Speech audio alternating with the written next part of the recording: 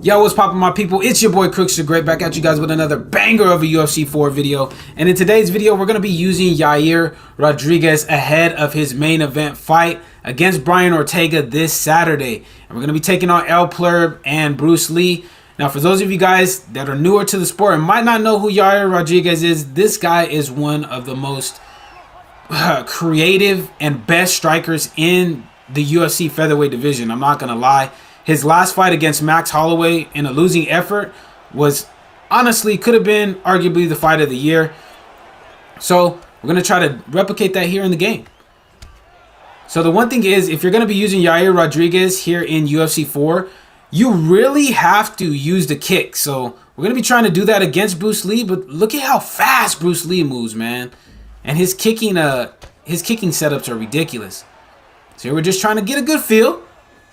We're trying to establish a rhythm, but we're trying to not get pressured as well. So we're trying to go down to the body. Nice jumping front kick right there. This shit is one of the most annoying kicks. I remember they had to patch that because a lot of people were doing that, and it was virtually, you couldn't punish it unless you like really timed out a minor step.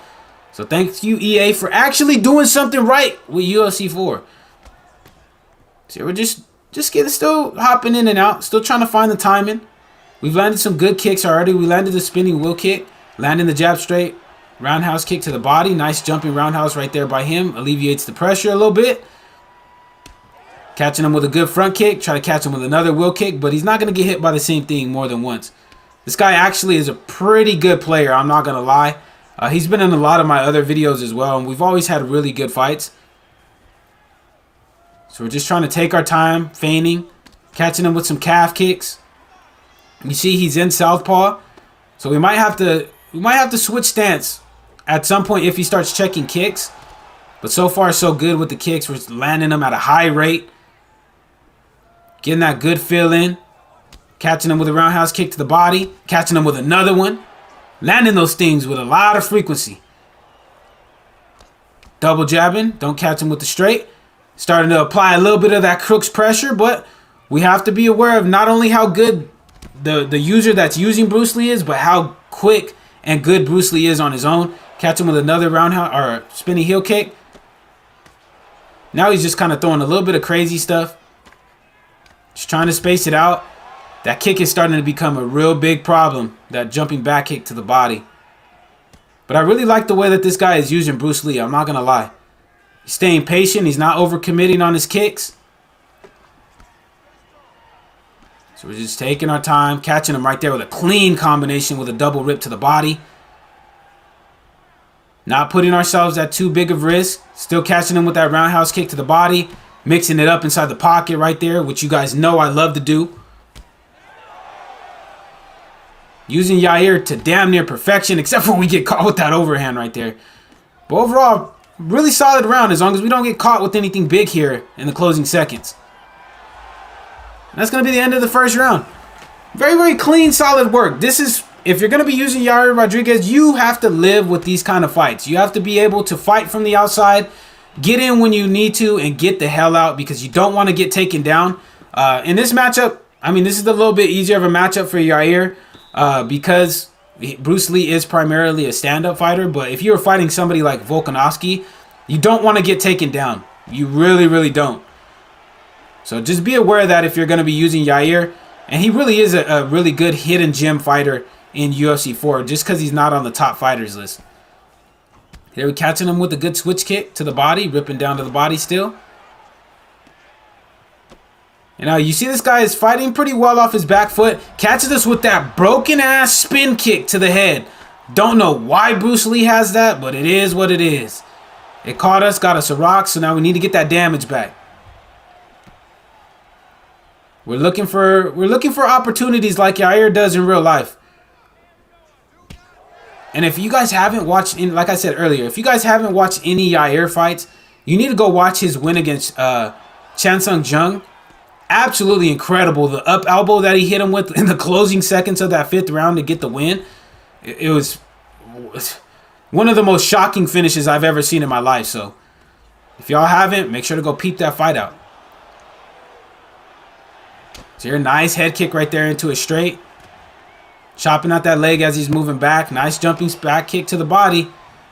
Starting to do a lot of damage to our body, so we need to be aware of that. We catch the kick right there, try to trip him, but he was on it. He misses on that kick. We overhand him right there, try to jump into his guard, but he hit us with a clean up kick. We got that damage back that we needed, though. Gotta be careful with them kicks. He must not know, or must not remember that I'd be countering kicks with those overhands. A very, very good way if you guys don't use the overhands to counter kicks and to make people stop kicking is to counter it with an overhand off of a whiff. Does major damage. So now we pretty much got this round in the bag because we did get that knockdown, and we counter another leg kick right there with an overhand. Chopping down to the body, then back up to the head, trying to get that little mix in. But we're not overcommitting. You notice how I'm just staying patient. I'm not trying to overcommit. Just taking our time. And if this does hit the ground at any point, Bruce Lee's ground stats and Yair's ground stats are pretty similar. So it would be it'd kind of be a neutral position for the both of us, and it would really come down to whoever has the best timing and best experience on the ground really would be able to get the better of it. So we're just taking our time, still launching that body kick off. It's landing nicely. But now he's trying to smother just a little bit more than he was before. So we need to be aware of that when we're throwing kicks. Mixing in the timing, still trying to catch him. As we catch him right there with a good lead hook. Heard him double jabbing into that block. Trying to break the block down. We don't want to launch a kick to put ourselves at huge risk of getting finished. But we do get hurt right there with a nice clean rear uppercut lead hook combination that he threw off. And that's going to be the end of the second round. Very solid work from us, but we did get caught right there. And that's the trouble.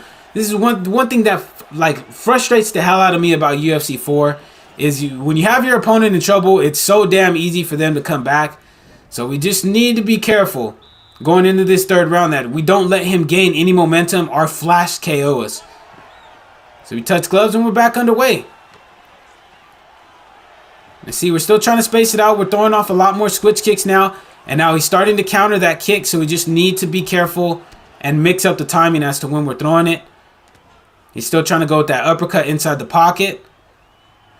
We're throwing out jabs and straights at awkward timings just to try to catch him, just to try to get a feel for what he's trying to do and to keep a threat out there. Sometimes you just need to throw one strike just to, just for the threat to really be there. So we're cracking to the body, trying to jab straight. Catch him with a good roundhouse kick to the body. Jabbing into that block. Try to hit him with a three-piece, but only the last strike landed. Missed on the wheel kick. There's a jumping switch kick to the head right there. Very clean work by him. Got to try to get out of there. Oh, he catches us with a front kick right there. It's not looking good for you, boy. It's not looking good. So now the momentum, like I said at the beginning of this round, we didn't want to let him gain momentum, and that's exactly what he's doing. He's really gained a lot of momentum in this round with those two rocks and that knockdown. So we need to try to reset. Try to establish a different kind of rhythm because obviously he has the rhythm that we're fighting at. He was able to get those two knockdowns. So we either need to speed it up or slow it down. And most of the time I'm going to try to speed it up. But here with Yair, I'm actually just staying really patient with it. Trying to crack at that leg, trying to get him to switch stance, which he does right there. So where we want him at. Jabbing into that block, trying to apply a little bit of pressure, trying to get him to back up. Trying to use that realistic strategy of if somebody's going to try to kick you, you want to get him moving backwards. So here we're just taking our time, try to catch him with that straight head kick. We could have block countered right there, but I honestly didn't expect him to go to the body. I thought a kick was coming. Try to crack him with a good, nicely timed straight. Misses on that front kick. We feint the calf kick into the straight, rip to the body, then back up to the head. So now we're starting to gain a little bit of momentum. Ladies and gentlemen. Breaking that block down as well. Block that kick, countered with a nicely timed straight body kick. Just taking our time. That wheel kick doesn't land, but we're still, the threat of it is all that matters. This is a wheel kick because it's going to set up our front kick. Hit us with a nicely timed kick right there, and now we're in trouble. We're down on the ground. We're trying to post up a hook, and we're able to post it up. And now he doesn't have any stamina. This is the worst position to be in UFC 4. We're on top. We're raining down good ground and pound strikes. And we're going to be able to get the dub right there. No lie, if I was this guy, I'd be mad as hell, bro. I got to give him great fight respect. He did knock us down. Fortunately, we were able to get that sweep with Yair Rodriguez and get the finish. But call it a comeback if you want. Call it UFC 4 logic. Whatever you want to call it, we still got the dub. But that's it, guys, for the video. If you guys did enjoy this video, make sure to slap that subscribe button as well as slap that like button. It'd be much appreciated. But until the next video, guys, take it easy. Be safe. Enjoy the rest of your guys' day, afternoon, evening, depending on where you guys are watching this from. And I'll see y'all in the next one.